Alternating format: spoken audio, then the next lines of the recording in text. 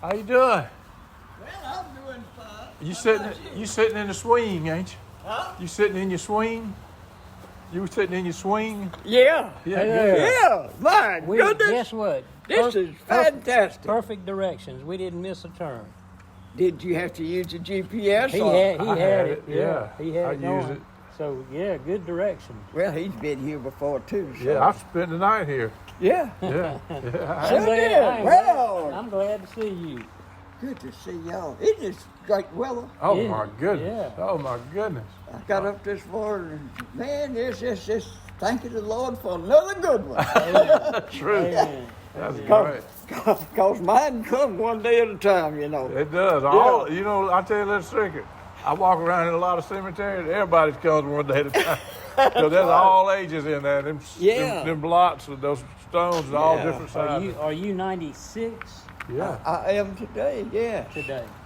As of the 12th of this month. It's Yeah. the 12th. Okay. Uh-huh. Okay. December 12th. How about that? Well, you just ran on by Father. He was 92 and a half. And he always made That's me what use I the was. half. I was going to ask you. I've been thinking he was 92. Yeah. But he didn't go by just 92. He wanted that half on that also. One of those, huh? like the kids ask them how old they are. I'm 5 and a half years old. That's right. That's right. Yeah. Well, that's great. When we get older, we kept stop talking about those fractions. Yeah. You're All right, doing great. So how much older are you than Julian? 2 days, 2 years. 2 years. Actually, his birthday was on the 10th and mine's on the 12th. So, Oh, really? yeah. I didn't know that. Well, when he had a birthday on the 10th, I used to kid him. I said, "You tried to catch me?" Catch aren't me. you?" He said, Were you able to see him when you were in Reynolds? "Yes, I did." Oh, good. Good. Good. Yeah. Because Bruce and I went down to see him before Yeah. Leonard's funeral. I think y'all were down there just before I was. Yeah. Yeah. Yeah. Well, I saw him when Leonard's funeral. Oh, that's when you saw him. Yeah. Okay. Right. Well, didn't look good to me. No. Yeah. He didn't look good to us when we went. I'm the last of Mary's 5 boys, you know. You is, ain't you? You the oldest right now for sure. Yeah. But you're going to be the one that's going to challenge Daniel Whatley. I believe you are. No, I don't think so. You don't think so? No, I tell you the truth, I don't know that I want to do that. Yeah, 112 is a little far. And to ride a horse the same day. That's right. Yeah. Well, he could mount one from behind. That's you what know, I saw. at 80. I know. I read it. Trust me, I read it all. You know, when you get as old as I am, you can write your own history. You can, about Casey. what happened. I'm gonna Nobody tell can you argue what, with you. You've been a resource for our little website we got going I on. have had more fun with that. It is amazing, isn't it? We've come up with some stuff, haven't we? Oh man, yeah. Well, you see, there's a long period of time in there. I missed you young folks. Well, I know. And it's caught me up. Right. Tried to catch me up anyway.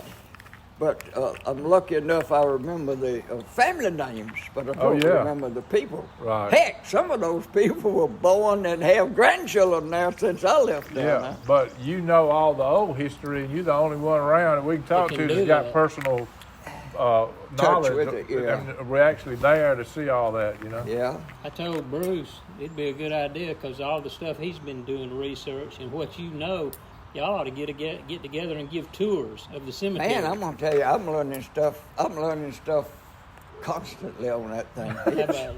And it isn't all coming from you, but the majority is. Well, Jamie Whatley is amazing. I'm gonna tell you, he's that amazing, boy, isn't he? So that's how that started. Jamie and I were talking one day, and he's young, but he's interested in the history of Reynolds and all that. Obviously, he's interested in everything. he is. He's and one of those people that's interested in he's everything. he's talented. That guy's gifted. Well, when I first saw him on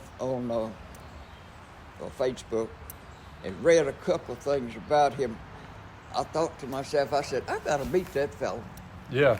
And I've met him once, but very shortly, but we haven't been able to sit down and Right. really Now, where does talk. he I've live? got some He things. lives in Reynolds, and he is he does all this research. He's a young person that's interested in history like me. I waited until I got to be 60-something years old before I even started being interested in any of it. I wasn't listening to my granddaddy and daddy a lot more, you know. But he's doing it early. So he and I got together on the phone and talked. I said, let's do this Facebook page, and we can get stuff out there and get other people, because anything I write or he writes, people add to it to get the real truth of it, because I don't know it. Heck, I'm just reading stuff, you know. like I saw Walker Whaley's, I don't know if you read this the other day, and they had his going away when he retired. Said there was 600 people there. I said, I can't imagine. That had to be an exaggeration, but you know, if somebody was there, it was a crowd, but it wasn't 600. Yeah. It was not in a little 600 people there. Yeah. I ain't never heard of such, you know. I think about that quite often. I think about your daddy, about Ed. And I remember when Papa died, I overheard him tell somebody, I don't know, it was one of the pallbearers or something, but he said, this is going to be a big funeral. And it was. Yeah. Now, how did he estimate it? Yeah, that you could tell. Whose funeral was well, that? what he just saying in general, right? Oh, yeah. He knew, you know, because you can tell by who they are, how many people they knew, and how much the phone ringing. And he'd done enough of them. He knew that what it took to make them. But one of the things I've read in these old papers, which I look at all the time, just about every time somebody prominent dies, they write the funeral up. It was the biggest funeral they ever had. I bet it said 15 times I've read already. Every one of them was the biggest one they ever had. Well, people down there like funerals, I guess. They think about all the things that they should have said. If you don't mind, when we talk today, I'm going to record some of what you say. You mind? I'll tell you, why don't we go in the house where it's comfortable and let's do that, because I want to record some of your information, because I can use it. Me disabled. Oh, really? Really? See, I flew in those big B-24s and B-17s. Right. They had open waist windows. They were not enclosed.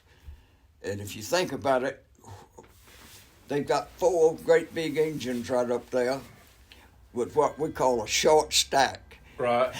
Exhaust pipe called stacks. And they were just belching noise.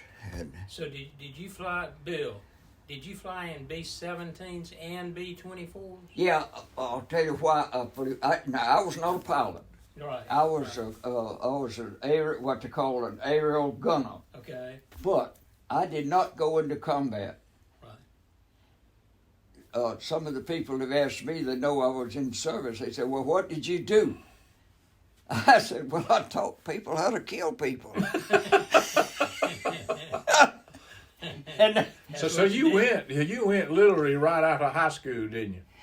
Yeah, well, not right out of high school. Right out of high school, I went to Mercer. Okay.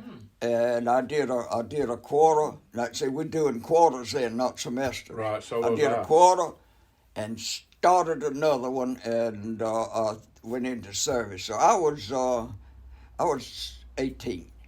Okay. Were you 18 when you went in? Yeah. Did you go 11 years or 12 years of school? 11. You went 11. Yeah. Huh. So you graduated in 40? 2. 42. Yeah, 42. 40. That's what we figured out. Yeah, your dad was in 40. You got 40. So you went 11 graduated. Somebody asked me today when that changed. I thought it was 40, but it was later then. Were you the last group that went 11? It was. Tell you the truth, I don't know. Yeah. I was telling Jim last night about the Kuliks and how that's the most interesting story. I've talked to every Kulik you can think of. I'm glad they came up. I'm glad you brought the Kuliks up, because they were exceptional people. They had to be. And what struck me about that story is that here you got these Hebrew talking people coming from Jews to come to Reynolds, Georgia, and they was welcomed with open arms. And, I mean, and that's an incredible story. They became part of the community as much as anybody did. Well, the reason it happened was David Kulik, Mr. Kulik, yeah, he immersed himself into Reynolds life. Right. He didn't just have a store and sit there and wait for people to come buy stuff. Right. He got into everything. Yeah, I saw he was on the board of the bank. He had was. Started the golf course. That's right. Yeah. He was, you know, a lot of credit is given Marshall, C.B. Marshall, on the golf course. Kulik was right there with him. Yeah, that's what I read. I've read that. Uncle Bill, how do you know how they wound up in Reynolds, coming from Poland? No, I don't. Don't know. I have had the same thought, Jim. And you excuse me now if I call you Jimmy, because Go right ahead. I'm used that's to the it. only name I knew until you left town. That's See, right. I have the same thing down in Reynolds. If I get a phone call and I answer and they say, Billy, I know That's it's somebody from Reynolds. I know. That's funny. And And I know the same thing about Jimmy. I told somebody the other day, I said, you know, when I went into service, I decided that I was not going to be Billy anymore. I was a man now. I was going to be Bill. Right. And so the only person down there that I have given free rein to call me Billy has been Amelia Halley, because she ain't going to give it up. I just talked to Jimmy Truder. He called me on the way here, and he was telling me that you always visit me and Leslie when you're down there. He appreciated it. He said y'all went on a little excursion down there, went to visit the cemeteries and stuff. Yeah. Yes, he did. Yeah. Yeah. Oh, man, he showed me stuff I didn't know about at all. I bet. And Jimmy and I go way back. We talk regularly. He's probably the best friend I got on earth outside of family. Well, I'm sure y'all's association has caused him to know a whole lot more of that than the average person like myself knows. Now, I may have heard Papa, or may have heard Julian or somebody mention, you know, some of those things, but I didn't know it. Right. And I didn't know where they were or anything. But what the difference is now, we have the capability of searching stuff on the internet. I go look at these old Taylor County News, the Butler Heralds. The problem is it doesn't go past like the 60s. I wish I could get it on later, but I can look up and find out. Like, I don't know if you remember this, and you can answer this question. Dad used to tell me this. It's a funny story. When Edgar died, when your Uncle Edgar died, Yeah. that Brother Culpepper was the preacher in Reynolds, Okay. and he started preaching Thurman's funeral. Do you remember that? Started. I tell you what I remember about that funeral, and I was sitting there, and he started talking about what a great businessman Uncle Edgar was. Uncle Edgar. He was not. He was a farmer, right? Yeah. That's what Daddy said. I was sitting there, and I said, that man didn't do his research. Daddy was convinced he had them mixed up. He was thinking Thurman was sitting out in the audience. That's a funny story. I hadn't thought about that. So let me tell you what was funny. I said, Daddy, Jim and I had this conversation yesterday. I said, Daddy always told me Brother Culpepper did that. And I said, I tell you what I'm fixing to do. So I go find his write-up about Edgar's funeral in 62. And I knew Brother Culpepper was there in 62 because I kept up with all that. And there it was. And Brother Culpepper and John Mangum preached his funeral. So I said, it sounds like he was right. Brother Culpepper's daughter, Rebecca, who graduated like with Kiki from high school, she was there in Reynolds just 2 years. She's on the old Reynolds page, and she's comments every now and then. Okay. Yeah. Now I'm gonna interrupt you a little bit. I've noticed on the Facebook. What is Kiki's last name now? Waller. Okay. She got remarried. Yeah. Her husband died. Yeah. Well, she kept her name. Her husband. Her Second husband's name. Yeah. yeah. But it's only been fairly recent that she's taken her. Well, let me tell you the story. She didn't know how to do it. So I was with her. I said, Kiki, I noticed you ain't using Waller. I don't know how to change the thing. Mike was sitting there saying, well, show her how to do it, please. So So give me your stuff here. In about 2 minutes, I had her moved from Williams to Waller. Well, Isn't that funny? You pick up, boy. You pick up stuff. Yeah, I'll brag on myself. I'd kind of figured that she had remarried and decided to take So her let me new tell you name. who she remarried. You probably remember him. You remember Elmo Waller that came to Reynolds? Yeah. All right. Mike Waller graduated from high school with Mac. And Mike dated her in high school. They dated a little bit. And he got some funny stories because he was older and getting through daddy to take his daughter out. But Mike and Gene Brunson have been close friends their entire life. And, of course, Mac knows Mike and has seen him from time to time. But Mike's wife died, and Mike came down. They were eating birds or something at Mac's house, and Gene was there. As Mike was leaving, he said, "Why's Kiki? What's going on with her?" And they was literally standing at the door.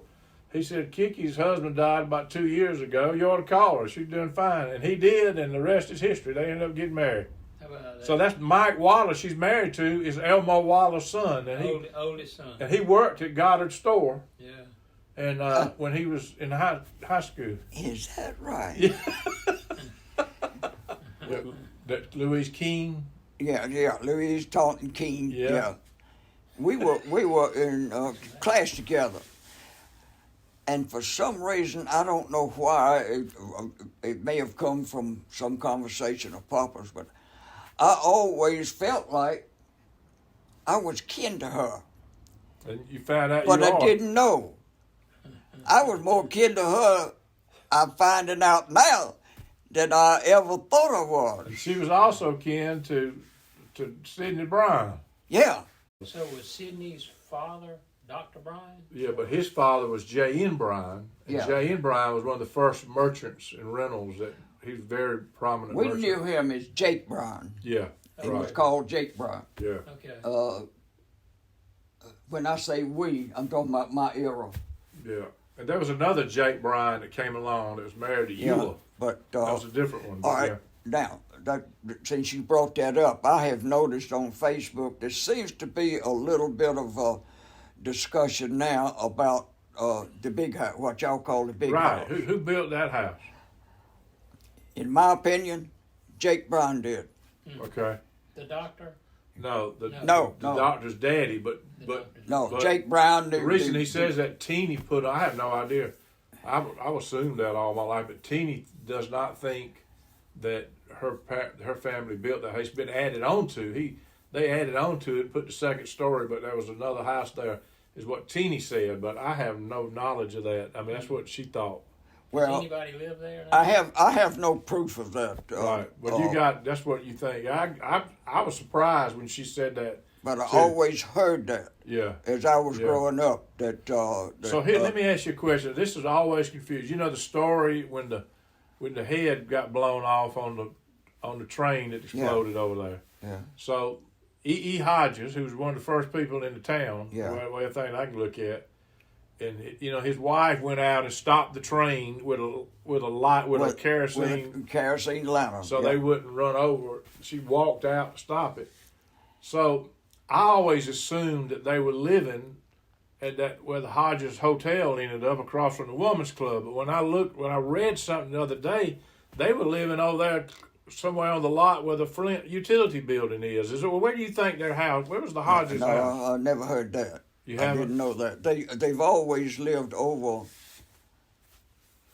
on that side on the Butler side of Reynolds. Okay. In my knowledge. Yeah. Well, I read something that made me think, I wasn't sure, but Joni Hodges put something that I never knew, that Dr. Mangum lived in the Hodges. He was the first person in the Hodges house. Did you see that? No, I didn't see that. Yeah. So the Hodges, where Walton Jr. lived and all them, Gene lives now, that was originally Dr. Mangum's house. Really? Yeah. You mean sort of across from the post office? Well, Yeah. Behind the now Women's Club? Yeah. maybe you can clear this up. In my mind, I'm of the understanding that Dr. Mangum was an adopted child. No, John Mangum was adopted. John Mangum. Not Dr. Mangum. No, Dr. Mangum and his wife adopted John. So So John Okay. John had a brother and 2 sisters. They all were living in the Baptist Children's Home in Macon. Both of their parents got killed. The brother went somewhere. The 2 girls died at a very young age. Dr. Mangum adopted John Mangum. So John Mangum was adopted. Okay. And that's what that was, yeah. Well, I was one generation old. Yeah. And so I've read all about that lately. And so when Dr. Mangum died, that was a big deal. I mean, you could see that in the paper. There were doctors everywhere from all around. Was that the largest funeral ever? Yeah, all of them were, yeah. Well, you read everywhere it was the largest funeral ever. All right, yeah. do you know where Dr. Mangum's office was? No, I guess it was was that upstairs where Dr. Ficklin was? No, Where was it? in the back of Reynolds Pharmacy. Okay, so in the back of the farm. so that's where Clyde Hill's place was. I mean, you mean the Yeah. Reynolds Pharmacy? Clyde Hill was around on the other street, yeah. Okay, so they were over there where Reynolds Pharmacy is, where Leonard's place was. Yeah. Yeah. See, Dr. Mangum and Leonard created the Reynolds Pharmacy. Okay, I didn't. Or Clay, you mean, created? I mean, excuse me, Yeah. Clay. Clay. Uncle Clay, yeah. So I didn't know that. So the other thing I noticed when, all the shenanigans of Clyde Hill, that's another whole story. Oh, it is. Now, that's a good one. I got dug into. Hey, you can't write it all without making somebody mad because he was a reprobate. I know. Who was that? Clyde Hill. So let me tell you the story. This is how I got into this. And then in old Reynolds, the light turned on. So Miss Carson, Camilla Carson, taught me biology in the 9th grade in Fort Valley. Yeah, she taught me. And she used to always ask me who died, what's going on, who'd you carry in the ambulance, so every day. And something came up, and I said, about people in Reynolds, I said, my daddy told me the worst man ever lived here was Clyde Hill. So he said his daddy and mama, he got in the car with him one time and said they like to whooped him to death for getting in the car with him. And I found out about that story later. And I said all that, and she said, that's my brother. Yeah, I know. That's the truth. Camilla Yeah. Carson's brother. Yeah, it turns out they're half brothers, but I thought, Lord have mercy, I wish I hadn't said that. So I started researching all that. So Clyde Hill, his daddy was J.G. Hill, I think was his name, and he was a pharmacist. He was a pharmacist. And Clyde became a pharmacist. Okay. And Clyde was married to Hidgy James' mama's sister, Okay. Ruffin. I didn't know. And so there was a Henry James who was Sid James's brother. He was a young guy. He got murdered in the house that's another house where I want to get more information that you got. It sat on the corner where the new Flint building was built in 1960. You remember that house that said that? Yeah. So that was a big murder that I had never heard of it in my life. Mm-hmm. So it turns out that Clyde Hill and his wife had 2 little children, were living in that house, and they were renting a room out to these 2 guys. To the James guy. Yeah, James and another roommate. And so the next thing you know, Clyde Hills shot somebody in town, and then he was arrested. His story is crazy. He got arrested all over everywhere. He was a bad dude. And he told me about going to see him because he was such a gangster when he was laying at the funeral home in the back of the old store. Did I tell you that? You told me something about it. I was about to tell you about it, but that was when the funeral home was in the back of the store. Right. And I was in Reynolds High School. I don't know what level I was then, but I remember distinctly. And some of us were kind of enamored with Clyde Hill, and he died from a severe accident. Right. Right as up I by Knoxville remember, courthouse somewhere. and it cracked his skull open. Well. Several of us boys, we decided that we wanted to see how well the Goddards prepared him for burial. So we left school during recess and ran uptown, and at that time he was on display. There were some windows on the sidewalk there. And he was in, and we went up there and we looked at it. He looked good. He did. I don't know. So let me tell you what happened. Your daddy did a good job, or whoever what Daddy did. said, probably Granddaddy, but when Daddy was going to Emory, so that was when he got killed. Was somewhere when Daddy was in college or something. Or actually, when he was bad dude, and I think I look back, it's kind of the end of his. He probably just got out of jail, but Daddy was he'd hitchhike rides to Emory. And he hitched a ride with Clyde Hill, and and his mom and daddy like to have a fit. So what in the world are you getting in the car with? I think that's how it came up with Camilla Carson. Yeah. It was something she was talking about. I said, my daddy told me to be careful who I got in. He got in the car, the worst man ever lived the rules. That's how that happened. So tell me what you remember about the house. Who in the heck built that house? That was where the new Flint building was built. I don't know who built it.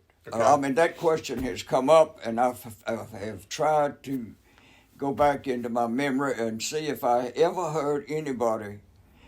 Now, Sid Brown and his family lived there at one time. I didn't know. You mean Dr. Brown. Dr. Brown lived in that house? I didn't know that. So you learn something new all the time. At one time. And it had the murder in that house. That house has a varied history. I have tried. I have written museums about this. Billy Neisler told me, back in my day, they had the WPA. What is WPA?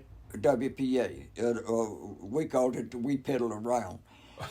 It was one of Roosevelt's programs. Okay. And they built dams. They built roads. Right. They built. There's a park up here in North Georgia that they built. All right. Billy told me that during the WPA days down there, Eisenhower, this was well before the war. Eisenhower was a younger officer at that time. He and his wife, I can't call her name right now, but anyway, you can call it because you're younger. Eleanor Roosevelt? No. Mamie. Eisenhower's wife. Mamie. Yeah, Mamie. Mamie. They lived in that house for a short period of time. What?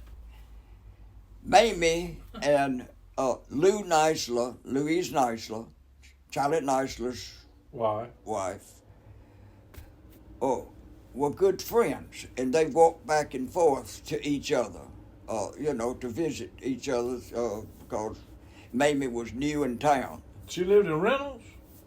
That's what I'm trying to tell you, Gracious. but I can't prove it. I never heard that. How about that? I have proved it. Well, Billy Neisler swore it. And because he even talked about, I don't know whether you know about, but the Billy and his Charlie, I don't know who owned it, owned a great big German police dog. And Billy commented that Mamie was scared of that dog. He was a big dog. He was so big that Bubba Newsom rode him. Bubba Newsom was always about this big. Yeah. Now, this is hearsay because I can't prove it. Was this before she met Dwight Eisenhower? No, she was married to Eisenhower. When she was living in Reynolds? Mamie. Yeah. And Eisenhower came there because Eisenhower was in charge of the WPA people that lived in that area. So this was before he was president? Yeah. Okay. Long time before he was president. Because I think, if don't quote me on any of this, but I think about that time he was a captain. Yeah. So you can imagine it. So what was her maiden name? I don't know. She have some kind of connections to? No, I haven't tried Mamie's side. I've tried I'll on see if I can Eisenhower, figure it out. and I have some correspondence in my files where I wrote his. See, that's why I want to sit and talk to you, because I ain't never heard that. That's an interesting story. Now that's something that go in the book.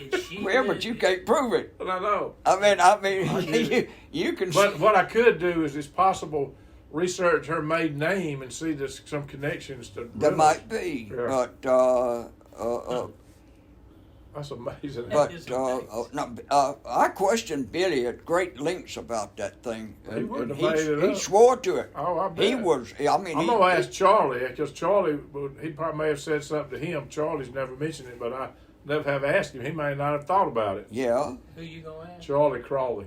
Charles Crowley. Charles Crowley. Yeah. He went from Charles to Charlie. Charlie. He went just the opposite of Billy to well, Bill. He went yeah. from Charles to Charlie. Yeah, You know, he's a full bird colonel. yeah, I know he was. Yeah. Sounds like he's interested in all of Oh, this. he's helped us big. He's Really? another big contributor. He's done a lot of research, and of course, the whole story. I was telling you a little bit about C.F. Nice, or Howard Nice's brother. Yeah. It's incredible what that man did. I mean, it's incredible, and Uh, not only that, but you know, his daddy-in-law was the president of the senior class at the University of Georgia. I mean, it goes on and on with what people in Reynolds accomplished. know. It's crazy. I mean, about the people that they rubbing shoulders with Yeah, on a daily basis. Isn't it something? Yeah. Bill, let me ask you a couple of questions. Was Papa the president of his senior class at Jimmy. Georgia? You're on the bad side, so speak as loud as you can. Yeah. was Papa the president of his senior class at Georgia? No, well, no, I don't. You No, don't think so? no.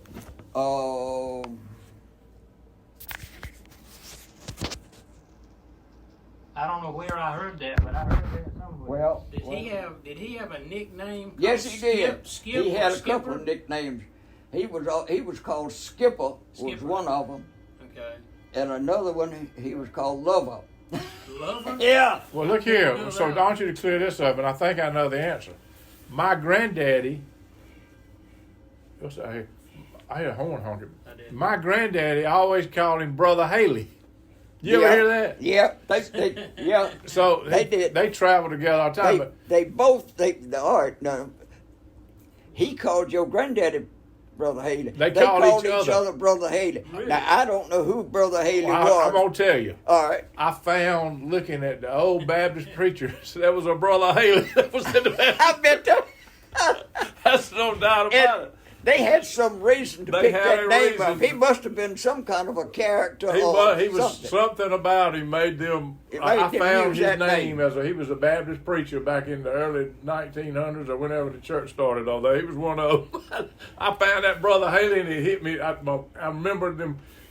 That's an article I read to Jim yesterday where they interviewed Big Daddy in 1969, and he was talking about. He said, and you know,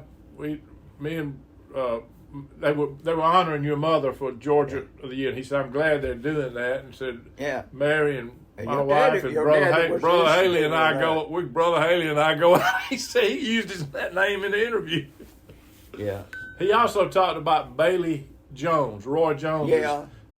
Did you realize that he was what is it when you don't allow somebody to give you blood or do medical intervention? Jehovah's Witnesses don't. He must have been that. Really?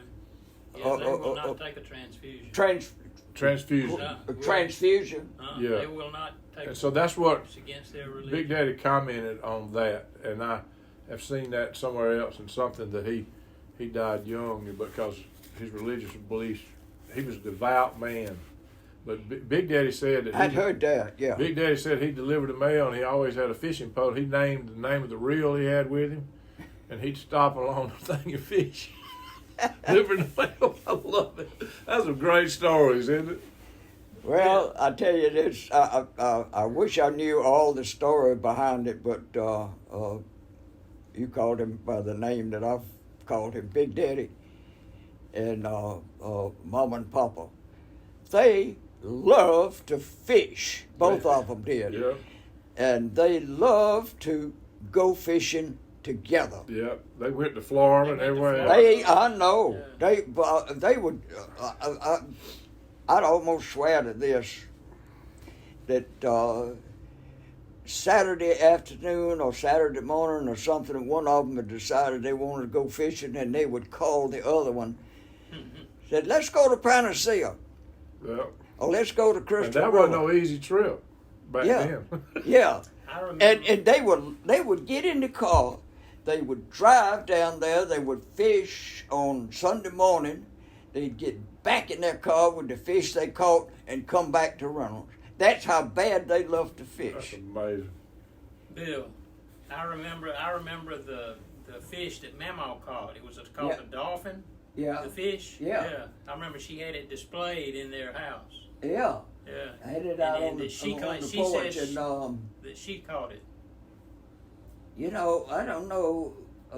I don't remember whether it was Julian or Ducker got that fish. I don't know, but the fish may still be around for all I know. Yeah. It didn't interest me. I wasn't a fisherman. Well, I'm not either. Was Papa in the first vet school graduating class? Yes, he was. Okay, that's what I thought. I wanted to clear that up. Somebody But was saying that he was just Judy's all upset about that too with the university, because the university made a statement in some written document that the vet school at Georgia was started in 1956, I think. Huh. Papa graduated in 21. Yeah. Yeah. Who's upset? Judy, your daughter Judy? Yeah. Yeah. And she's trying to get that cleared up. Yeah. Okay. That's somebody writing something, don't that happens all the time. But you see, People write something, they don't know what they're saying. that's the reason I asked you if you had Papa's diploma. And I don't. Because I am positive, and Judy asked me about it. Because she had seen his diplomas, because they hung, at the house. Okay. They weren't in an office; they were at the house in the hall.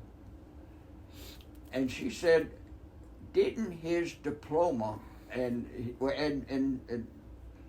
somewhere, I know it's lost now, there was a bulletin that gave the graduating class, when they graduated, Okay. that he was a DVM. They couldn't have called him a doctor of veterinary medicine if he was not. That's right. I mean, the university Right. wouldn't have published Right. that, that's what I'm Right. saying. Right. Right.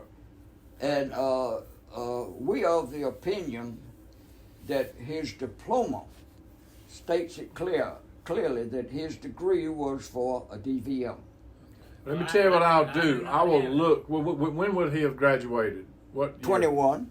I'll do some research for myself, because sometimes See on if we can find Ancestry.com I find stuff that you wouldn't Okay. believe. I'll Listen, look. yeah. I'll look for that. I don't know if I can find that, but since I retired, that's been my hobby. I'm just doing this all the time. Well, we all knew that, so none of us ever questioned it. Yeah. Right. That's crazy. But all of a 56 sudden, versus 21. this thing came out in print that the veterinary school of medicine was started in, I think it said, don't quote me on it, I think it was 56 or something like that. Mhm. Well, That doesn't we make knew any for a sense. fact that he had graduated in 21. So let me ask you And this. I knew there were two of them that graduated, Papa and Dr. Fan, a man that was in South Georgia. And So I was knew farming. Dr. Fan. He was farming and working on big Yeah. animals, mainly cows and farm animals, or Well, horses or whatever. Yeah, that I'm sure that's what influenced Papa. He was his love was large animals. It was not Right. And pets. some of the stories of him and this guy named Holt McDaniel. Oh, Lord, now that's a story Yeah. that would fill a Papa. book this thick. Yeah, he was a character, wasn't he? Oh, I remember as a little kid sitting at Blanche's house at the dinner table, and we got through eating, and she started telling stories about Hope McDaniel. I mean, he was a little kid. I was laughing. So since I've been in this thing, I've been getting a lot of stories about Hope McDaniel. For he was a character. Roy Jones wrote all kind of stuff about him. now let's see. Now you never knew Hope, did you? No, he Okay. died way before I was born. Or he died right after I was born. I think he died in 56, 57 or something. Yeah, I didn't remember him. He was a character. Oh, was he a character. character? But he was a lovable character. Yeah, one of the stories that Blanche was telling that night is everybody went to Myona Springs, and that's when it was dirt roads, and they were coming about where Don Whatley and them lived, Edgar lived, but it was a dirt road around a curve, and they were having a race, and Hope was in front, and they had bet something, and when he went around the curve, he had headlights hooked up on the back of his car, and he flipped them lights. And whoever was behind him took off to the wood. He thought he was getting hit on. He went around the curve and flipped them lights on him. People took off. But he would, like some groups going on trips, they would take Hope to entertain them. That's right. And he was a character now. He was a funny guy. And You haven't lived until you heard Hope preach a sermon. Woo! I'm going to tell you, there was just enough of truth in it. but it would have you in the aisle, just rolling. And he still got a lot of kinfolks around. McDaniels, they love to read these stories.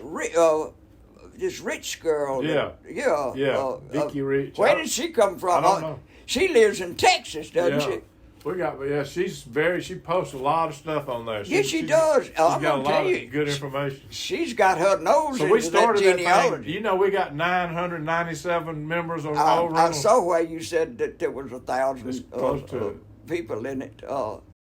We've had a blast with Well, that. Going back to the Kulicks, we got off. Yeah. So one of the things I was telling Jim that Edith Kulick, you dated her or something. Edith was in my class, yes. Yeah. And so what I found, and you may have already known this, but she married a guy and he moved to Montgomery or something, had this big company that got really big, and when he died, she became the chairman of the board That's of right. it. And her company, under her leadership, created the resealable bag or something. Isn't that right? That's right. Was that what I read? Something about the That's bag. what you read. Yeah. She was a rich woman. Yeah. But And is that- Huh? I won't say I dated Edith. I took her to dances over at the Woman's Club. Yeah. Oh, Mr. Coleman wasn't living there then, was he? That was No. Mr. Coleman's house. I No. Yeah. Yeah. So through that, Nora, who lived in Macon, married. Yeah. So I've talked to a bunch of Kulicks, and Norma. I think you read all this, but Nora's daughter was Hank Aaron's personal secretary. Yeah. And I've talked to her at length. She's like in Boca Raton, Florida, or something. She just worked for the Atlanta Braves. Yeah. And when Aaron was chasing Babe Ruth's record, he needed a personal secretary. So she handled all the hate mail. Babe Ruth's record. Well, I'm glad. So you she cleared became that his up. personal secretary. And let me tell you more story to that. Hank Aaron just died, but he was very close. He came to their daughter's wedding and all that. Well, her daughter is on some, and I forgot the name of it, but she's a celebrity on a morning New York City national show, Good Morning America, or CBS This Morning or something. Her daughter. Yeah, Nora's granddaughter. So this is another story. So there was another daughter. Was it Molly? Molly was one daughter, right? Yeah, Molly. Okay. Well, anyway, through talking to there's a Sam Kulick that is the son of the younger brother of David. David Kulick came to Reynolds. He had a brother about 15 years younger than him that worked there for a while and went to Tobbleton and started a store and eventually put the store in Butler. He bought the Drizens or whatever, which was also kin to David Kulick. Okay. So what happened is he told me about the lady in Dayton, Ohio. This you ought to call her. She's got information. Well, I was telling Jim this story, so I called her. I can't think of her name right now and talked to her. And I told her I had funeral homes in Dayton, Ohio, 5 or 6 of them is the same name, Tobias. She said, "You're not going to believe this, but I got to go to a funeral tomorrow at Tobias Funeral Home." So I picked up the phone and called Dan Tobias, who's the former owner, who I know well. And he went to the service and over there and greeted him and met us. Said, "You talked to my friend Bruce Goddard yesterday in Reynolds." So the world is small, isn't it? Now let's go back to the Kulik family. Now, you called Dan Kulik. David. Okay. Now, I grew up with Sammy Kulik. Right. Now, Sammy. There was two Sammy Kuliks. Is he? Yeah. Okay. Sammy was David's son. That's right. And he was Daddy's age too. They went to school together. I do want to say this about Sammy. If they used to have a lot of tournaments on that golf. If Sammy was in the tournament, everybody else said, "Well, there's no hope. Right. Sammy's gonna win." Right. Sammy was quite a golfer. Well, Sam Kulik, who was his nephew, used to play in Reynolds with his daddy, who was, I forget his first name. I read it yesterday. So he remembers coming in the '60s. They had the Kulik Marshall Trophy, and they played for it. And Chris Boyle was asking online, "Where's that trophy?" And I remember seeing that trophy because it had who won it, the different people that had won it. And but they had a Marshall Kulik trophy out there. But yeah, so this guy's lives in Atlanta, and he's probably, I imagine, 80 years old. I didn't ask him, but is this Samuel? This is David Kulik's younger brother's son, lot younger brother's son, and he's a financial planner in Atlanta. And they get all on this thing, and he reads all this stuff. They love it. But the story that hit me about that is in a time where everybody accuses everybody of being not diversified and not having sensitivity to races. Way back then, this little town in South Georgia embraced these Jews. Not only that, but the Prager family was another one. They embraced these people, and they became part of the community. I saw a thing where my great-grandfather was at the house over there that the Kuliks, David Kulik, lived at. Somebody was getting married. They listed the people there, and I'm sure the other people, I just saw he was there. I mean, they were all friends, that's for sure. Well, the Edith and Molly both, they came to, they participated in all of the youth programs at both churches. Oh, did they? I wondered about yes, that. They did. Even though they were Jewish. How about their parents? Did they come, or they? Since they no. Just they the kids. did not. They did not attend the churches. They joined. They were members of a synagogue in Macon. Right, but the kids and grew up there. They went to Macon occasionally. They were not. Right. Not devout. Right. Now, I grew up knowing that they were Jews. Right. All right. To me, Jew was a name, was a word. I did not know that there was any animosity between Gentiles and Jews until I got into the service and I was 18 years old. Right. I didn't know it. That's interesting. That's interesting. I mean, they were such members of the community, the ones that I knew, which were the Kuliks. Right. The other, so that they're buried over in Montgomery, and that used to be one of my cemeteries. I've been in that cemetery many times, and David Kulik and his wife, and I can't think of her name right now, but I know it. And Sammy Kulik's buried there. He died young. Sammy did, the one you talked. The other Sammy, everybody couldn't figure out. We got Corrine Hobbs is one that told us before she died. But there was another Sammy Kulik, and she said there were two, and I got to reading the old papers, and so they brought another Sammy Kulik that's related to them, and he went 2 or 3 years to school in Reynolds. That's why you see his name. You see two different Sam Kulik in these roles that don't make sense. One of them's older than the other. But I think Sammy Kulik, the golfer that you knew, is the other guy was just there for a little bit of time. Yeah. The other thing that was interesting that I found out was, and I think I read this to you yesterday, in the early 50s, there was a lady named Florine English, and she came. Florine English. English. Yeah. And so her and her husband lived in Portland, Oregon. and she was in the House of Representatives out there. She was in the state Senate, and she came back to Reynolds and became mayor of Reynolds in 1952. That's right. And then she beat Charlie B. Higgs. Yeah. And there must have not been any animosity towards them, because when she died, Charlie B. Higgs was a pallbearer at a funeral. I'm going to tell you, people that haven't lived in a town like Reynolds, or most especially Reynolds, they don't know what living is. Yeah, and I've said that in my traveling, there's not many people, and I really mean this, that have any idea of the connection we have in that town that goes back generations. People don't relate to that. Most people live in bigger places where they know their neighbor a little bit, but they don't know. And that connection is unreal. And the other thing that I guarantee you, I am absolutely convinced of, Reynolds was different than most any place around, because you can look from the people that came out of that town. It is incredible. You go back to the Seeleys and Hugh Camp Seeley, and he started. He's the father of arrhythmia surgery, and he invented that. Well, Hugh was a classmate of mine. Yeah, and he was a great guy. Yeah, and he became as famous as Will Camp. Yeah, and his wife is on our page, and his daughter. Did you know that? No. Yeah, he called me. I used to see him when I speak at stuff. He'd love to come, because he would love to hear us talk about Reynolds.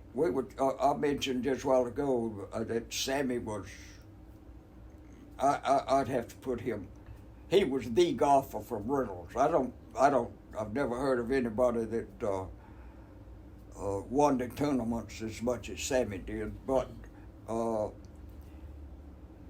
did you know that Lewis Ruffin was quite a golfer? I did, and so he was a H.C. championship Bond. golfer as far as Reynolds is concerned. And H.C. Bond was a real H.C. good Bonds golfer. and Lewis Ruffin. I remember him playing, but he was older They man. took over the golf world in Reynolds after Sammy moved away. Yeah, and then I saw they had a women's tournament, and Blanche won it. Yeah. Really? Blanche won the tournament. Didn't know that. Two other women. Aunt Leela was a Golfer. Golfer. Yeah. was quite Helen. Yeah, Aunt Little Helen was quite a golfer, and so was Dr. Brown's wife, Louise. So let me tell you a story. They had what they called a Scotch foursome, and Miss Leela was my partner. So she's driving the car, and I'm riding with her, and I was a young guy. And she'd hit it about 120, 50 yards down the middle. I'd hit it 300 yards, but maybe 3 fairways over.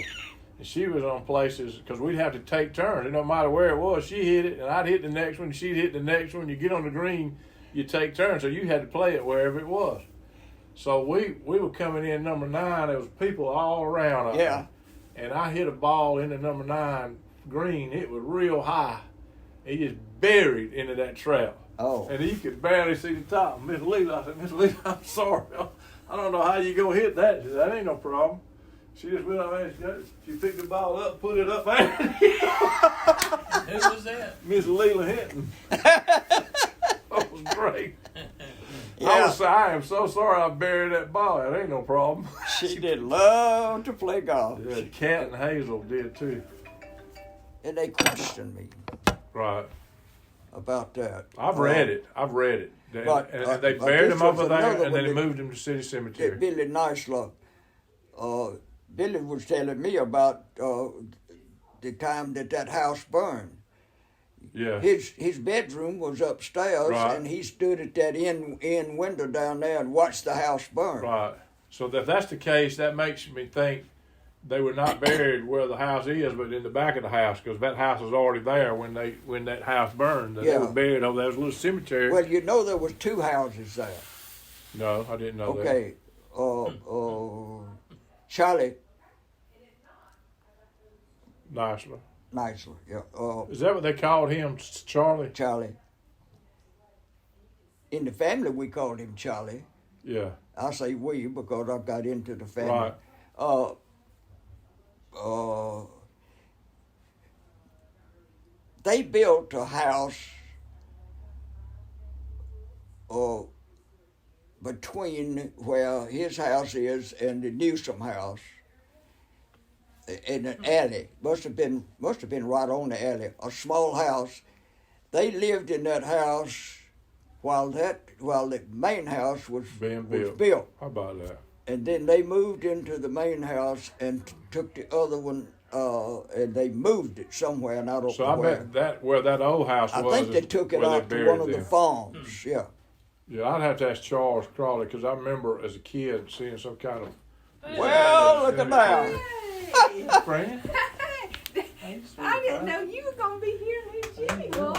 Good to see you, dear. Good to see you too. Hey, stranger. Hey, How are you? I'm fine. Golly, how long has Friend, it been? good to see you, honey. Hey, good to see You- you all. you- We're all You white didn't used to be gray-headed. Well, I hid it. Friend, are you already got a driver's license and everything? Everything. You're driving. Remember, I'm older than you. By how many months? Not many. I was a November baby. You March or April? I'm September, So but you were you are- born in 54? No, 53. So I was born in 54. Oh, you were a September baby? Yeah. Oh, I thought you were like. I was the baby in my family. I still am. Yeah. But And you know what? It'll stay that way too. probably will. I didn't Yeah. realize y'all were that close in age. So, well, we having a ball talking about all kinds of stuff you can't Oh, imagine. I know. So what I want to do is this. I was thinking about it with the rest. This is what people want to know. You is- should have had your recorder going all. Oh, it is? Oh, yeah. Oh, I got it. Oh, It's being okay. recorded. I've stopped it a few times. I don't know how much storage you got in a phone to record, but I got all. So I want to know what it was like growing up in Reynolds. What do you remember Reynolds looking like? And I just want to hear that in the real from a first.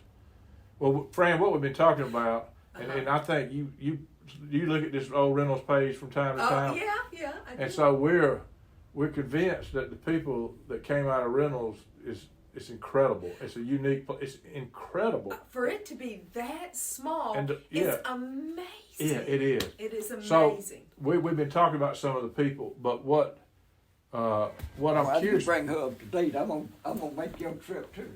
No, there was no pavement in Reynolds, to my knowledge, until late 30s. Right. So it was all dirt roads.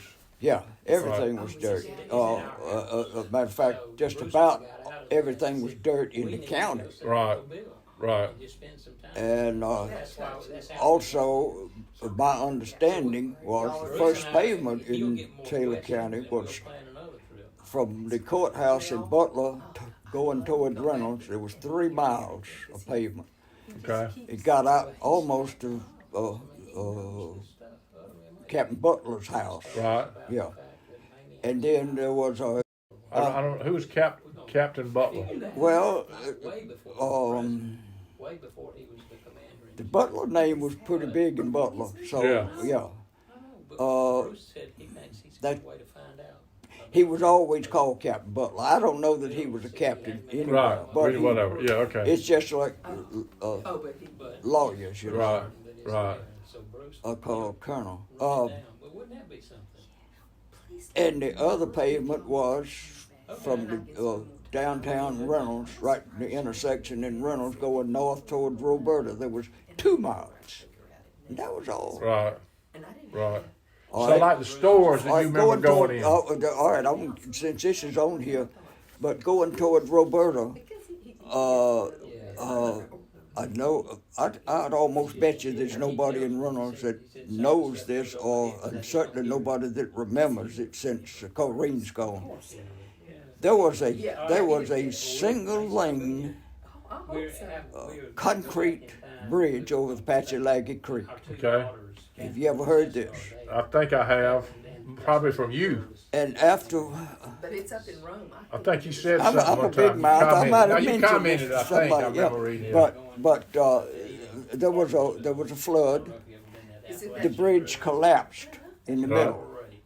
Right. There was a period of time when, if we were going north, that was about the only way to get out of Reynolds. You know, Right. we couldn't go east. Right.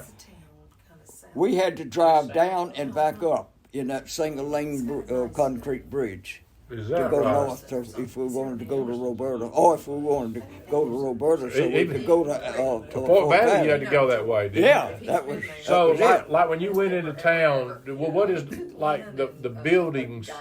I've read things that are confusing, they're conflicting, really. Like Big Daddy in that 1969 interview said that Goddard store first was a wooden store and it burned down. Yeah. But there was also a brick store that burned down because I've seen pictures of the big brick store that's different than the one that got now. So I'm totally confused. All right, Fran, y'all. I may see y'all. We're going to lunch and Okay. hang around. All right. We'll see you. You have fun. Have a good lunch. All right. All right. Now, I don't know what you've seen. I have seen. I know about the the Goddard store burning, and it was being replaced by a brick building. Right. I've seen pictures. They don't look the same. Yeah, exactly. I agree. There's been two brick buildings. I'm almost certain, but Big Daddy talks about a wooden building that burned down. That's what confusing. Well, the store was wooden, wasn't it? Well, evidently the original one they built Yeah. was. So when he says in the interview that when he started with his daddy, they were across the street, and that's totally confusing. But he says that in the interview. So what they built, that theater, and they own those stores going towards Fort Valley from Swearingen for the place. Yeah. And it all caught on fire. And I think a place called Rick's Brothers Warehouse I was want to know on where that that corner. was. It was on that corner. It was right there where Woodford Hinton's office was. We were Facing- wondering about that. Well, I've read that because when they talk about the fire of the theater, Right. they said it damaged 2 or 3 buildings that E.A. Goddard and Big Daddy built, but it did not damage the Ricks building.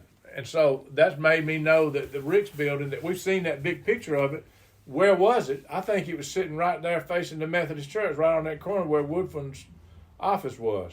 But that was a long time ago. That was in Oh yeah. that was before Yeah. you were born, you know? Yeah. Yeah.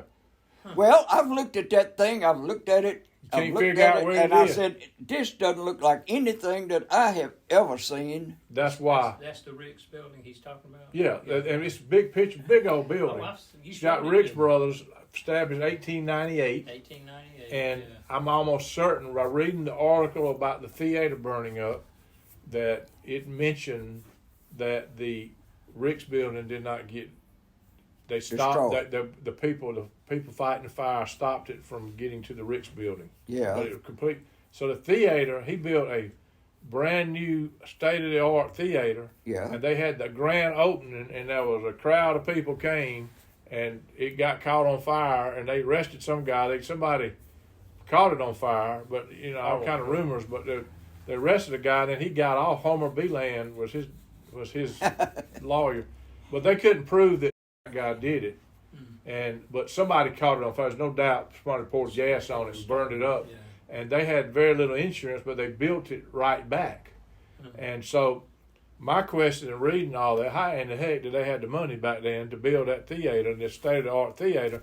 And I think that E.A. Goddard's older brother, who by then was living in St. Louis, was a wealthy man. I think he was helping them. Tell me about, like the stores. What do you remember? I know it was busy on Saturday and all that kind of stuff. Well, I'll go back as far as I can. The pictures that we have now, the original pictures for the group called Old Reynolds. Right. They were already existing. Every one of them I were know. existing as far back as I can remember. Right.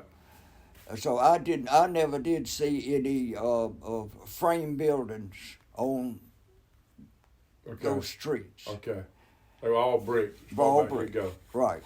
So that's as far back as I can go. And of course, naturally, I think we have talked about then, the streets in Reynolds have been lowered.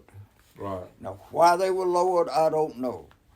And like I convicts went luring to Georgia Tech, and I have looked at the land, lay of the land. You know, that was my Right. That's That was your what expertise. what I got 2 degrees at Georgia Tech about. So I saw no reason why the land was lowered.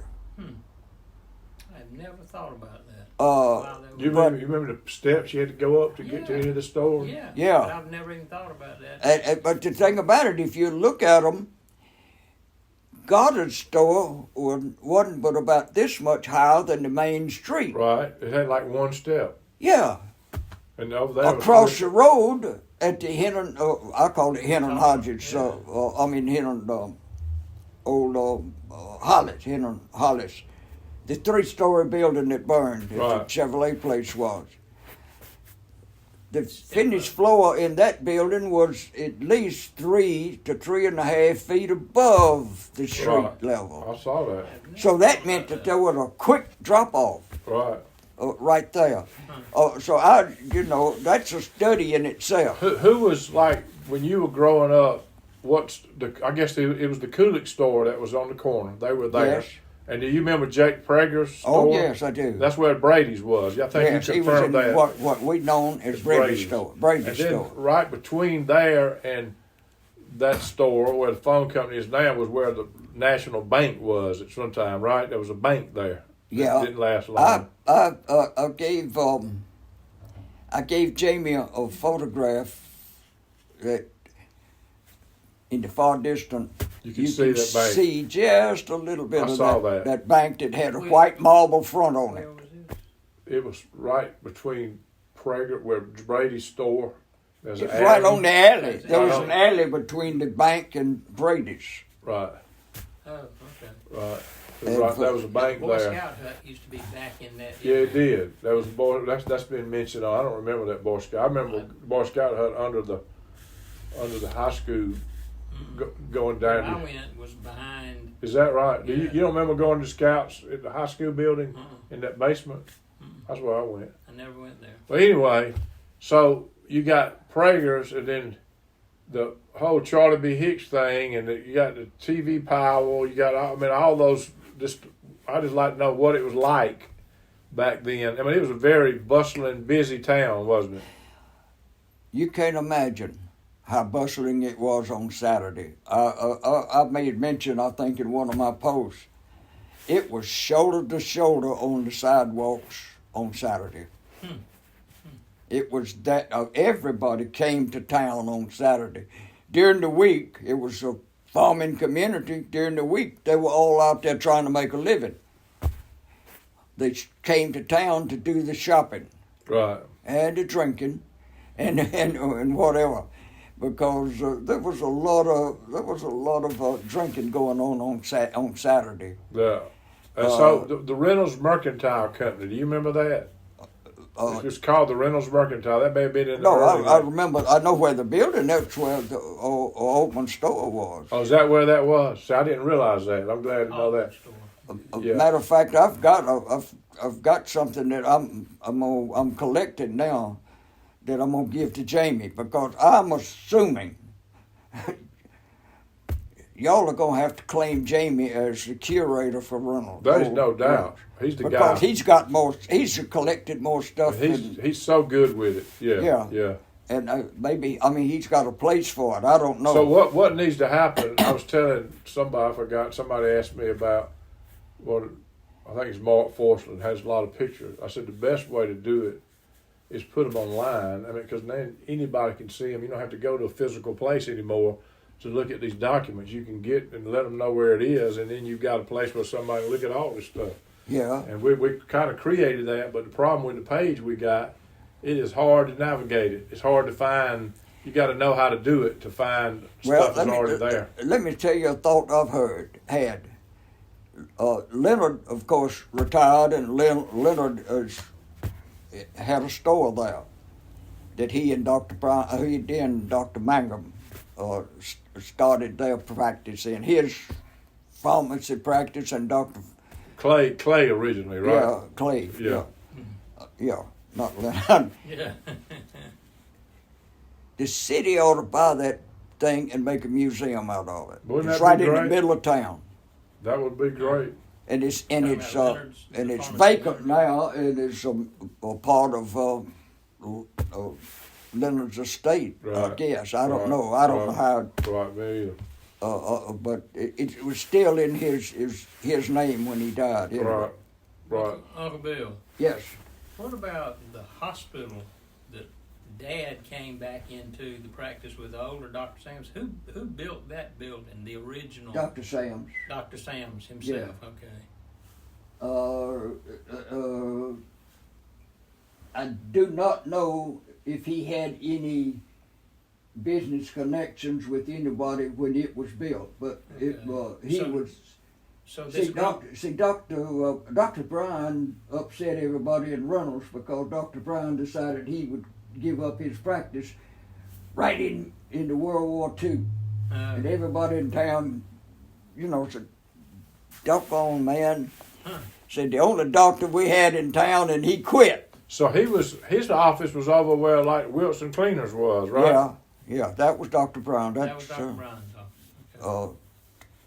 And to my knowledge, he could have been the one. He could have been the one that built that building. I don't know. Or Jake could have built it because Jake was the daddy of the Bryans back in my era. Yeah, so Will Camp Seeley started hanging out with Dr. Bryan, and that's how he started getting interested in medicine by hanging around Dr. Bryan. Oh, really? Is that right? That's Well, the difference. That makes sense. That does make sense. Yeah, and that's why he went on to Duke and did all the stuff he did. Well, Yeah. so the building, Dr. Sams built the building that became, I guess, the first hospital in Rome. Yeah. In Reynolds. Well, I mean, in it was Reynolds, not yeah. built as a hospital. It was built as a doctor's office. It was built as a doctor's office. Okay.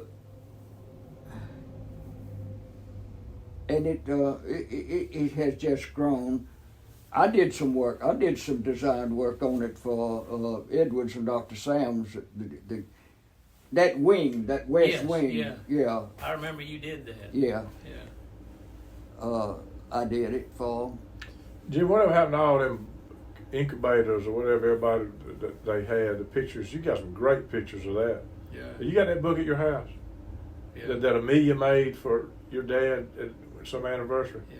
Remind me to look at that. I'm going to put some of those pictures online because he's got everybody that ever was born in Reynolds.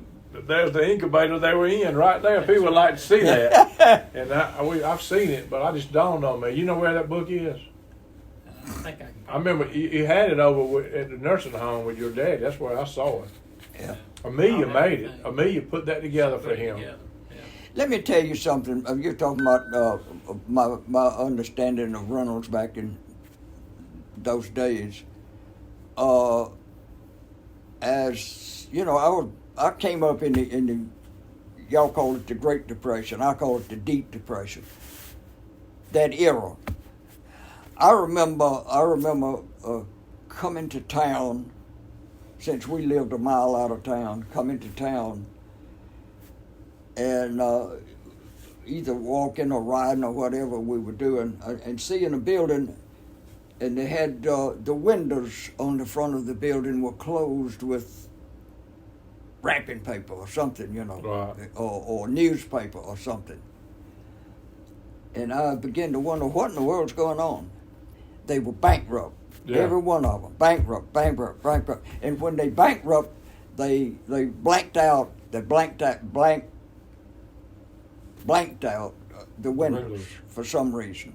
I guess they didn't want people looking in there and saying, if I broke in here, I can Right. get that. I don't know why they Big did Daddy it. went bankrupt. I read about it. I think Freeman Hart in Macon helped him lend him money, and he was able to pay him back. But he was broke. I mean, you can read. I read the old papers. I mean, it was a mess. I'm telling you. Well, I knew that was happening, but I remember coming from the house and going to go down to the school, and I came down and turned right, there at the bank, to go that way, past Uncle Clay's store. Paper on the windows. For And his, that was his my store? Uncle Clay. How about that? Huh. But So this tell me, who do you remember as your teachers when you were going through school? Your favorite teachers? Oh Lord, Did you well, have Miss Ogburn? I'll have to. Did you have Miss Ogburn? Well, Miss Ogburn, of course, she was my first. She was my first And teacher. how about Wilma Hollis? Was No, you didn't have her? she was good. She was later. Yeah. I didn't have a lot of favorite. I'll have to admit it to you, and you've got it recorded, so I can't deny it. I wasn't a good student. Right. That's all right. Matter of fact, You did. You got 2 degrees from Georgia Tech. You did fine. I repeated the 6th grade. Is that right? Yes. How about that? That's amazing. And it amazes me that And you got 2 degrees from Georgia Tech. That's right. That's why I was fixing to say that. And then, bless Pete, I went off to war and I came back and I went to Georgia Tech and got 2 degrees. Yeah. But I was not a good student. I'm not proud of it. I'm not bragging. I'm just telling you a fact. But I will say this something about being a student. I had always since Edwards was in med school. In my mind, when he got into med school, I said, I believe, I've always been handy with my hands, very coordinated. Back in my younger years, that I wanted to be, believe it or not, a brain surgeon. Really? That was my dream. How about that? Well, time went on, and I saw how hard Edwards had to work at Emory. Yeah. And in my mind, and the fact that I wasn't a good student, I said, ain't no way I can make that. But I'll tell you right now, when I got my two degrees at Georgia Tech, Emory would have been a snap. Yeah, I bet. That's what I was about to say. Yeah. That was hard. I bet I was about to say. So I would be interested, who was your 6th grade teacher that held you back? It just might have been a Doris Riggs. I don't know. Yeah. I can't say for sure. Yeah. That's because I bet your mom and daddy didn't like that. They didn't hold me back. That was a family decision. Yeah, okay. Because, Mama said, you've had problems. And she said, what do you think about you just doing the 6th grade over and see if you could catch up? How about that? And you so did, that and you decision, caught up. it was a family decision. Right. The school, Mr. Jonah didn't put me back. Right, I got it. What was your thoughts of Mr. Joyner? Oh, man. I was scared to death of him. I tell you right now, I hated those Friday Assemblies? Yeah. We had a name for them then. It wasn't chapel. It was, but every Friday we went up to the auditorium and tried to see how small we could get. So he wouldn't call on you. Got up on the steps and, I don't think he knew who he was going to call on. He just looked out there, Billy, come up here. or whoever. And then he come would up ask here. you a question about That was it. You had to be able to And you sink or didn't know what swim. he was going to ask you about. He didn't have a subject in mind or anything. Everybody talks about that. But Did either Mrs. Bird, Doc Bird, did she ever teach you? Mrs. I think we went by Doc. Her husband was Doc Bird. no. Did she never talk to you? What about Mama Betty? All of those came along behind me. Okay. Margaret Phillips was my 3rd grade teacher. You remember her? That's Louise Bryan's sister. Okay. Beyond that point, I can't tell you. Yeah, it's been a long I time forgot. ago, ain't it? That wasn't a period in my life that I was memorizing. About. All right. This is family business. You mean cut this off? Yeah. Let me ask you another question. Where were you born? I was born at the house there on the Butler Road. At the house, because Dad was born in the Newsom house. He was. said. Yeah. But you see, he was 2 years older than Right. me. Right. So you were born at home. Yeah, I was Okay. born in that at home. Mhm. All of us were born at home Okay. back then. Yeah. Who delivered you? You know? Dr. Bryan, I guess, and Yeah. Dr. Mangum. Yeah. Do you I don't know for sure. Do you remember sleeping with Dad out on the screened-in porch and how cold it was in the winter?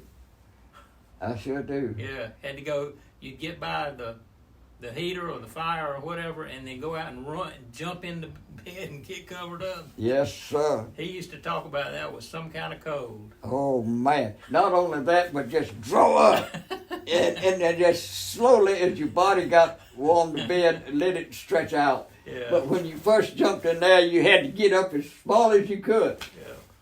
That was funny. Now we're talking family. That's now. all right. Okay. I'm interested in all of it.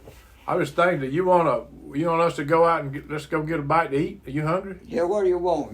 We'll go somewhere and eat something. We sure I don't go. You got a love for Reynolds. Absolutely. And tell me what it is that keeps drawing you back there. What is it about Well, Reynolds it was that my you child. I was raised there. It was childhood. I didn't know what the big world looked like, and it's not all that attractive, as you found out yourself with your right. the business you got into. It's it was just convenient, comfortable. And the relationships with a lot of families go back generations, right? Yeah. Well, and at the time, I thought we had good churches. Right. And we did. And there was a crowd went to them, too. Yeah. To both churches. And I will add this. Reynolds High School. Right. Because Mrs. Jonah was the principal. Right. Or superintendent or whatever. So that was my next question. So what I'm trying to figure out is, I'm convinced that it was really a unique place because of the people. You're a good example. You're a Georgia Tech graduate with 2 degrees, successful architect in Atlanta, and you go on and on with the people that came out of Reynolds, from doctors to businessmen to Mr. Ficklin and Walker. You go on and on about the people that came out of that town. What is it about Reynolds that made that happen that's different than so many other towns? That's what I'm trying to figure out. Well, now I'm going to tell you, I mentioned Reynolds High School, but I give a lot of credit to the school system, which was headed up by Eugene Joyner. Right. That's what a lot of people say. That was no-nonsense education for that level of education. Yeah, I read an article that and I wrote about it, I think, where at one time during World War II, there were, how many did we say, 60-something people serving and 50-something commissioned people in World War II that he taught. Is that right? Yeah, and I may be wrong with the number, I'll look it up, but I think it was 60-something total. 60-something total, and he taught. He had some function. He named every one of them, and he was proud that he taught. And what they were saying is these people that were all over the world and during the war would write a short, scrappy letter to their parents, and when they wrote a letter to Mr. Joyner, they'd have it indented right. They made sure all the words were spelled right, and it was not a mess. It was a different letter to him. Yeah. So. Yeah, I guess if you boiled it down, as far as I'm concerned, the school, and from my observation, that I'd have to give the majority of the credit to him. Right. Of course, naturally, I'm not taking away from family, right. But outside influence. Your my family, personal life, your siblings, you got. The success just with them. Your mother was Georgia Mother of the Year in 1968 or 9 or whatever it was. You got 4 brothers, and every one of them, you got architects, you got doctors, you got a pharmacist, you got successful business people, and then you can take that family, and there's so many more families you find. It's just incredible what came out of that town. There's a lot of small towns, and what I found, people don't understand that you got relationships that go back that deep, that many generations and all that. But what then you get the people that came out of that little town, and we've accumulated it, a list of stuff. It blows my mind. I mean, it blows. You got the man that started the first ablation, a heart ablation. You got, the medical center cardiac wing was named after his brother Hugh. But you got, it just. Well, you got Lunsford. You got one in your family. Yeah. George. Yeah. Oh, yeah. He went. He was vice president of General Electric. I know. It just, you go on and on. It just blows your mind that the people that that you find that just did phenomenal things out of that little town. It's just unusual, and I think most people think that too. I've heard criticism about Mr. Joyner because of his corporate punishment. He would beat the crap out of people, right? But well, hey, we are probably what we are or what we were because of his those discipline. bad things that people look at today. Right. That's true. There was no question about it. You didn't want to be sent to his office. Right. You just didn't want it. And he didn't get permission from. You didn't have to have a committee. You didn't get to stand in the hall. You didn't want to be sent to stand in the hall because Mr. Joyner might walk by. Isn't that amazing? Oh, Bill, I told Bruce this while we've been talking about all of this, that when I got accepted to medical school at Emory, Dad knew one of the administrative people at Emory, and so he and I were up there, and he wanted me to just meet this gentleman, and so he did. And the gentleman said, "Yep, we know if we get from Reynolds, Georgia, somebody that was educated by Mr. Joyner, we got a good student." He told that to Dad and I. Well, I think I heard it from Edwards that Emory actually recruited students for Emory. Yeah. He recruited Reynolds. Mm-hmm. He got in touch with Reynolds. Do you have some students that you can send us? Mm-hmm. Because they wanted good students, and they knew they would get Mr. Joyner's recommendation would be all they needed. Yeah. So did you hear the story about Mr. Joyner? His daughter, Georgia Tech, did not accept women. Yeah. And Mr. Joyner got his daughter to apply in a man's name. And she got accepted at that time. Oh. And so they applied with all. Wait a minute. She, if I'm mistaken, she wrote some papers, and as a result of those papers taking top record, all they had to, the only thing they had was a name to say, well, you made it. Right. And it happened to be a woman. Right. Yeah. Right. Now, I don't know if she went there or not. She may have. Yeah, well, I'm not sure either about Yeah. that. Eugenia, I don't know whether she did or not. Yeah. The other interesting thing, that person was Miss Pendergrass and her son, John Pendergrass. Oh, yeah. And he was a well-known singer in New York City. I guess he sang with the opera in New York City. Yes, He was on what? Didn't he sing with the opera?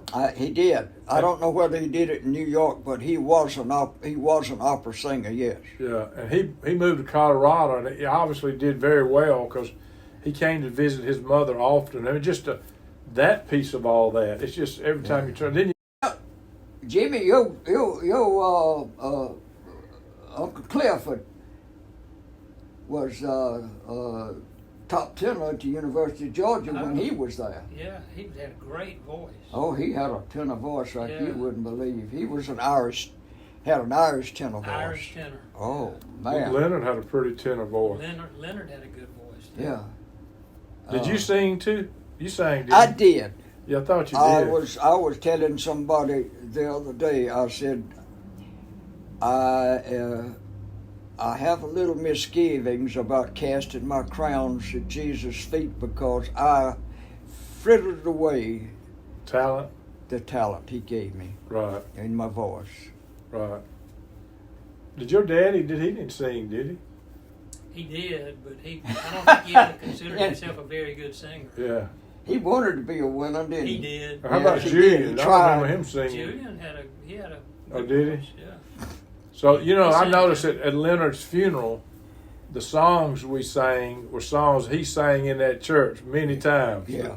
I remember him being in the choir, How Did He Love Me? So Who you Yeah. talking about? at Leonard's funeral, Oh. the songs that we sang as a group were songs that he used to sing as a solo As with a the choir solo. backing him up. Yeah. I remember that as a child, yeah. Well, Leonard was the only one of us who had any formal training. Singing French, right? Yeah, when he went to the University of Georgia, he did take voice training there. Is that Some. I don't know how much. right. So Cliff never did. Not to my Not knowledge. that you know of. Okay. He just had a very. Oh, he had a good voice. Yes. Have you heard the recordings that Cliff did? Yeah. That was good, wasn't it? I got Yeah, copies of that he was too. going to do another one, but I don't think he ever got to it. Yeah, I've got a copy of one of them. Jeanette, she laughingly talked about us 5 boys. Said, you get those 5 boys together, she said, you're going to hear the same stories over and over. said, said they liked our stories, and they're going to tell them. I guarantee the Whatley brothers, all of them, loved to laugh. Yeah, we did. Ain't no we doubt had, about we were a loving family. Yeah. Now, the other side of that was, I tell people, you know, that I came from a family of 5 boys, and they said, well, how in the world did you do that? I said, well, let me tell you something. We didn't have to leave home to get in a fight. You do it right there, didn't you? We did it right there. Funny. We settled it. And Bill, I'm gonna tell you another thing about my mom. You know, she could play. My mom could play the piano Yeah. or the organ, either one. She loved to get the Whatley boys together, let her play the piano, and have them, all of y'all singing. However many could make Well, it, she would love to do that. I tell people about the same thing. Those were some of the most enjoyable things. Mama played the piano very well, and we would gather, including Papa. Including We would Pop. gather around her on the Around her. piano, and she'd play as long as we wanted to sing. Yeah. And y'all And could, we y'all could get all loved to sing, including Edwards. And y'all could get 4-part harmony. Huh? Y'all could get 4-part harmony too, Yeah, among all the brothers. Yeah. Yeah. but She loved hearing y'all. yeah. Papa enjoyed singing, but he wanted us to enjoy it also, and we did. And I frittered it away. And the only excuse I have, I guess, is pretty poor. You know, I graduated from high school, went off and served 3 years in service, and went to school for a while. And after all of that, I got so busy trying to make a living for my family that I did not want to spend my time practicing, you know, choir or what have you. And that's no excuse, really, but that's my excuse. That's my story, and Sticking to it. I'll stick by it. I hear you. Wow. Jim, we need to get out Yeah, of I here. think we're gonna probably have to head that way. Loved Reynolds. We love the people in Reynolds. We love what we were taught and what we got out of living in Reynolds. We wanted our children to have the same thing. Yeah. So consequently, every chance we got, we took them to Reynolds. And we were fortunate in that we had both parents, Ann's parents and mine there, and we could take them down there and leave them for a week at a time. Go spend. And they got go to know spend the people summer in Reynolds. Reynolds. They Yeah, got to yeah. know what Reynolds was. They knew everybody there. Yeah. and I wouldn't take anything for it. Right. And I think I mentioned it. I may have put it in old Reynolds thing. Judy had one son. She asked me, she said, Dad, how would it sound if I gave him Reynolds as his middle name? I said, go to it, baby.